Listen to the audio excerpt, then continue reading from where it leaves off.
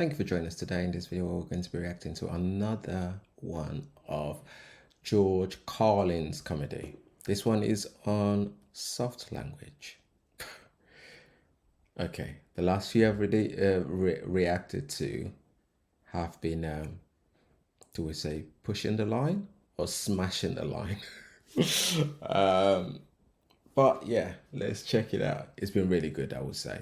It's been really, really good. So it's not a criticism, but they've been thought-provoking, I would say.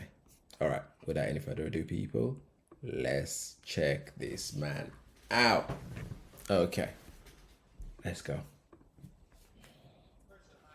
I don't like words that hide the truth. I don't like words that conceal reality. I don't like euphemisms or euphemistic language. And American English is loaded with euphemisms because Americans have a lot of trouble dealing with reality. Americans have trouble facing the truth. So they invent a kind of a soft language to protect themselves from it. And it gets worse with every generation. For some reason, it just keeps getting worse. I'll give you an example of that. There's a condition in combat. Most people know about it. It's when a fighting person's nervous system has been stressed to its absolute peak and maximum, can't take any more input. The nervous system has either snapped or is about to snap. In the First World War, that condition was called shell shock. Simple, honest, direct language. 2 syllables, shell shock. Almost sounds like the guns themselves. That was 70 years ago. Then a whole generation went by, and the Second World War came along, and the very same combat condition was called battle fatigue. 4 syllables now. Takes a little longer to say. Doesn't seem to hurt as much. Fatigue is a nicer word than shock. Shell shock. Battle fatigue. Then we had the war in Korea, 1950. Madison Avenue was riding high by that time, and the very same combat condition was called operational exhaustion. Hey, we're up to 8 syllables now. And the humanity has been squeezed completely out of the phrase. It's totally sterile now. Operational exhaustion. Sounds like something that might happen to your car.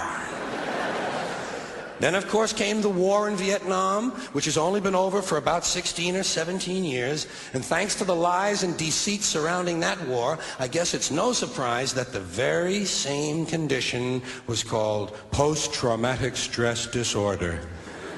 Still 8 syllables, but we've added a hyphen. Okay. And the... My... can't even speak anymore. I think I need to check it out. Before I could just speak without it pausing. Now I can't. Pain is completely buried under jargon. Post-traumatic stress disorder. I'll bet you if we'd have still been calling it shell shock, some of those Vietnam veterans might have gotten the attention they needed at the time. I'll bet you that. I'll bet you that. Okay, I'll say something. I was thinking the way he said it, is that because he was trying to belittle the condition, but I shouldn't have assumed that, because having watched this comedy for a little while now, that's not how he operates. So yeah, this is the problem with assumptions. You need to let people finish.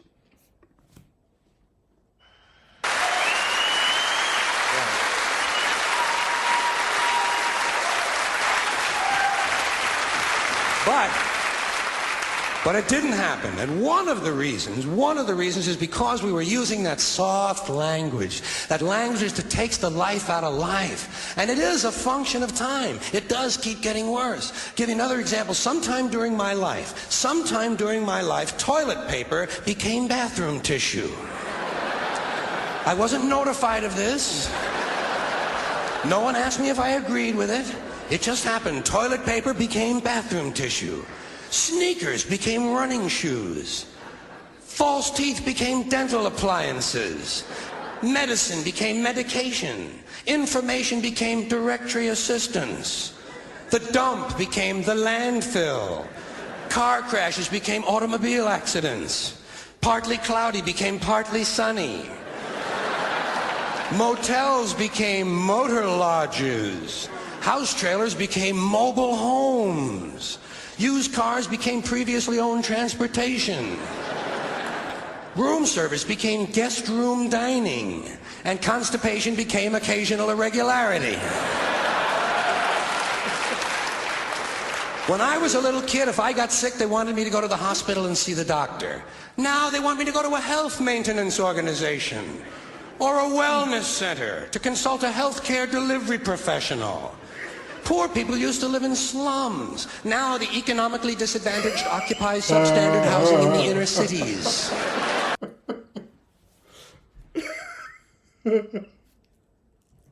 Oh my days, stop, pause him.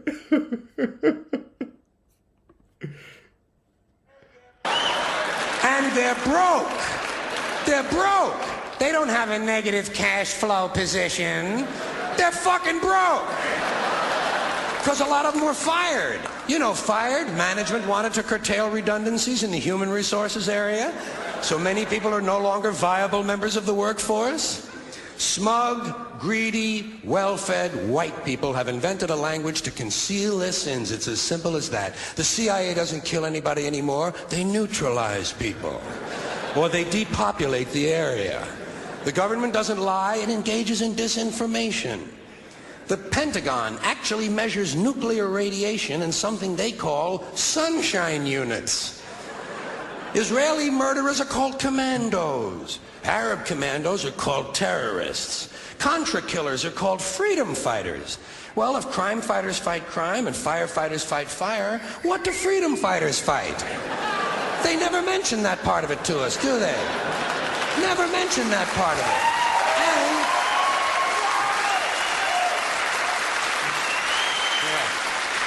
And some of this stuff is just silly. We all know that. Like on the airlines, they say they want a pre-board. Well, what the hell is pre-board? What does that mean? To get on before you get on? They say they're going to pre-board those passengers in need of special assistance. Cripples! Simple, honest, direct language. There's no shame attached to the word cripple that I can find in any dictionary. No shame attached to it. In fact, it's a word used in Bible translations. Jesus healed the cripples. Doesn't take 7 words to describe that condition. But we don't have any cripples in this country anymore. We have the physically challenged. Is that a grotesque enough evasion for you? How about differently abled? I've heard them called that, differently abled. You can't even call these people handicapped anymore. They'll say, we're not handicapped, we're handy-capable. These poor people have been bullshitted by the system into believing that if you change the name of the condition, somehow you'll change the condition. Well, hey, cousin, doesn't happen. Doesn't happen. We have no more deaf people in this country, hearing impaired. No one's blind anymore, partially sighted or visually impaired. We have no more stupid people. Everybody has a learning disorder. Or he's minimally exceptional. How would you like to be told that about your child? He's minimally exceptional. Oh, thank God for that. Psychologists actually have started calling ugly people those with severe appearance deficits. It's Really? getting so bad that any day now I expect... I've never heard that before. Is that a thing? Please let me know if that's a thing. I'm gonna need to do a little research on that one. Never heard that before. Nah, he's messing. I expect to hear a rape victim referred to as an unwilling sperm recipient.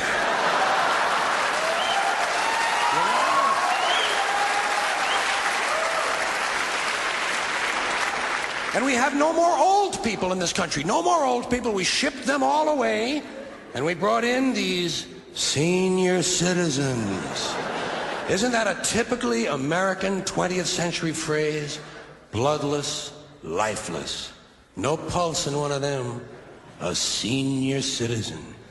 But I've accepted that one. I've come to terms with it. I know it's here to stay. We'll never get rid of it. That's what they're going to be called, so I'll relax on that. But the one I do resist, the one I keep resisting, is when they look at an old guy and they'll say, look at him, Dan. He's 90 years young. Imagine the fear of aging that reveals. To not even be able to use the word old to describe someone, to have to use an antonym.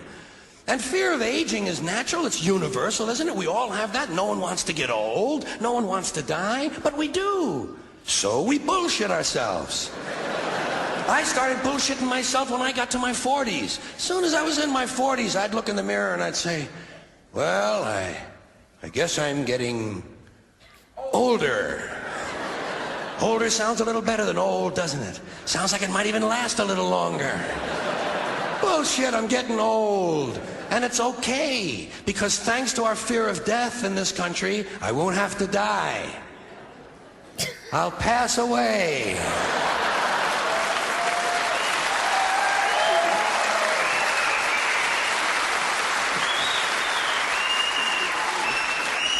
Or I'll expire like a magazine subscription. If it happens in the hospital, they'll call it a terminal episode. The insurance company will refer to it as negative patient care outcome. And if it's the result of malpractice, they'll say it was a therapeutic misadventure. I'm telling you, some of this language makes me want to vomit.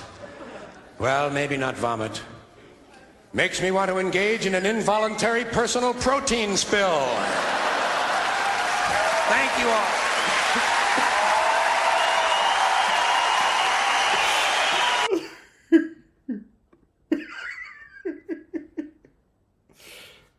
Oh my days.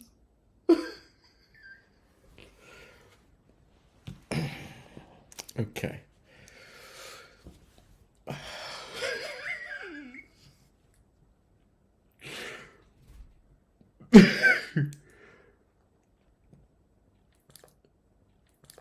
You know what? I'm beginning to like this guy. Not beginning.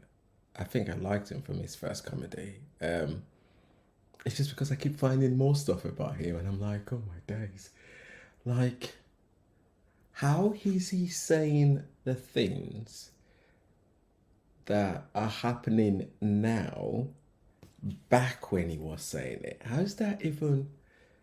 It's, I suppose at the time he was saying it, I don't think so many people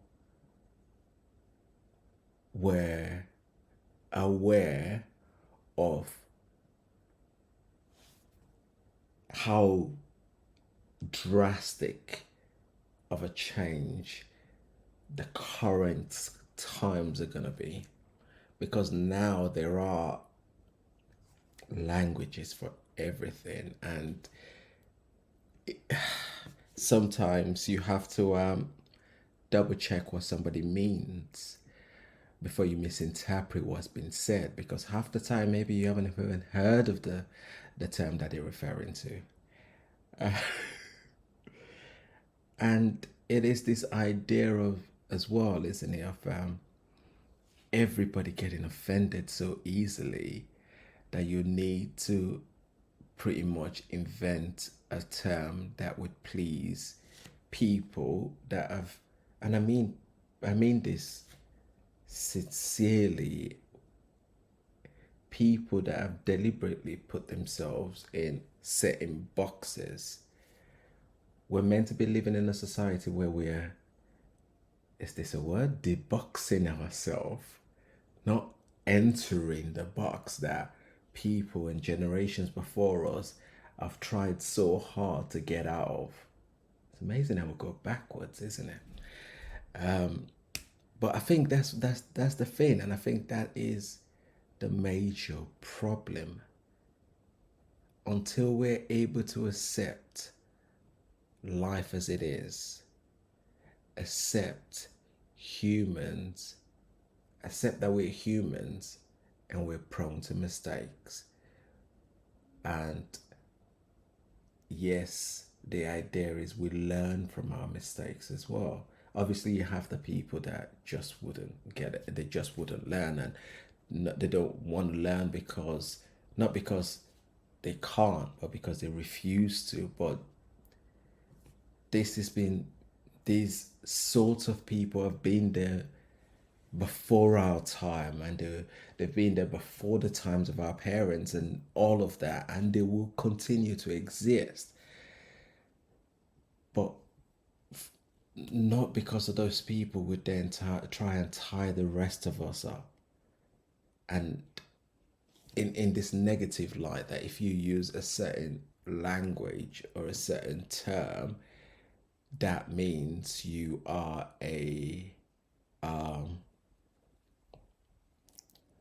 scar to society, and a scar that needs to be eradicated instantly, rather than somebody that probably used the term that they have been used to over time. And again, this is not an excuse to people that deliberately use it, because languages moves so quickly these days. You don't know where you're meant to be at any given time. Or am I still using this, or am I not using this? Where am I? Where should I start? It's we just gotta be careful. That's all. We don't bombard ourselves into this set of people or humanity that are then afraid to speak, and we then hide away, because that's the only way we feel that we can keep ourselves safe. Again, we just need to think about that. But the use of language is definitely, is a thing. It's a thing now, and it looks like it's worse now than it was before. All right, people. Let me know in the comment section below what you think about this one. I thought it was an interesting one. And again, I had to remind myself of the importance of making sure that we give people the opportunity to finish their point and not assume stuff, because we all do it at any given time. You guys make sure, I'll be looking forward to reading the comments. You guys make sure you look after yourself, and you stay safe now. It has been Kings. Peace. Bye for now.